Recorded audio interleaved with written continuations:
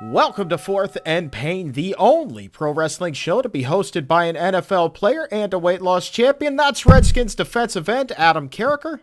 You best not turn your back on Fourth and Pain, or you might find yourself in a body bag. Old school. He's channeling not only his Vanilla Ice, but his Monday Nitro as well. That's Wolfpack Adam Carriker. I'm former wrestling announcer, weight loss champion Chuck Carroll. Be sure to give the show a follow at Fourth and Pain and subscribe to our YouTube channel, youtube.com/Fourth and Pain. Adam, another week, another wrestling topic. I'm very excited about this. This is a two-parter. We're going to go through our top 10 wrestlers of the modern era.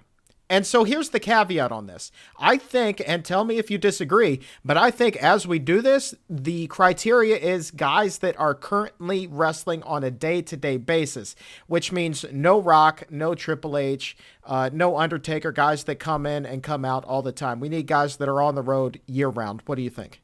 Day in and day out. I love it. I agree with it. We're doing WWE, we're doing TNA, we're doing Ring of Honor. Let's get rolling. I like this, man. I think that this is a wrestling fan's dream, and I encourage you guys to tweet us as well, your top 10 at Fourth and Pain. And Adam, because I'm the better looking of the two, I will go first. At number 10 for me, Chris Jericho. Now, admittedly, I am a Jerichoholic. This is a guy that, well, you could say he takes time off and he goes and you could say that he takes time off and he goes performs with his band. But that's you slurping Chris Jericho right there. I hear you. But you love some vanilla yogurt, don't you? All right. Easy does it there, Stone Cold. The bottom line is he still gets it done. He still gets one of the biggest reactions, and he still has a lot to give in the ring. Therefore, number 10 for me, Chris Jericho. Who's yours? You just love you, Chris Jericho. I have an issue with that because all he seems to do anymore is job. I don't like that he does it, but he's kind of the ultimate jobber to me now. My number 10 guy might surprise some people because I have no way of knowing whether it actually is the same guy, but I suspect that it is Joseph Parks / Abyss.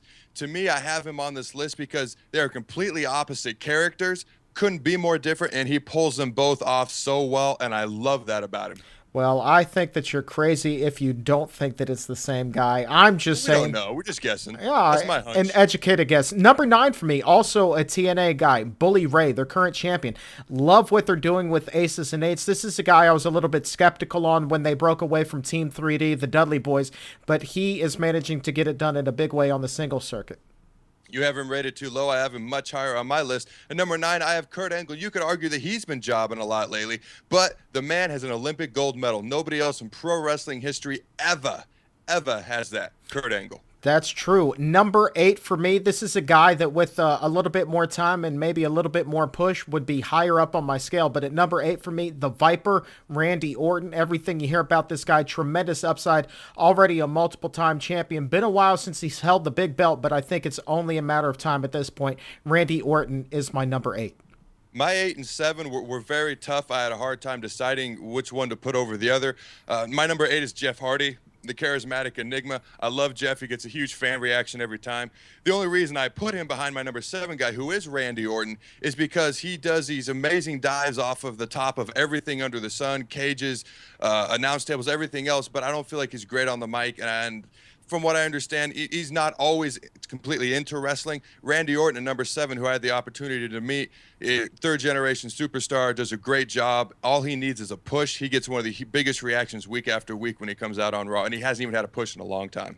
I'll agree with that. And number 7 for me is actually a group of guys. The Shield. Say what you want. This is one faction, so I'm only counting them as one wrestler. You have to have one person. That's bull. I'm going with it. It's my show. It's going to be 3 guys. You don't know what you're talking about. The Shield at number 7. Deal with it, you overgrown ape. Number 6 for me, Daniel Bryan. Another guy I hope to see elevated on this list, but nobody in WWE gets a bigger reaction than yes, no, save John Cena, but he's just polarizing. Daniel Bryan, number 6 for me. I'm tired of you coming up short. I'm going to rise to the occasion for you. Number 6, Ring of Honor, drop some knowledge. Kevin Steen, go see the Matt Hardy promo about anti-bullying. Kevin Steen and his feud with Matt Hardy is awesome.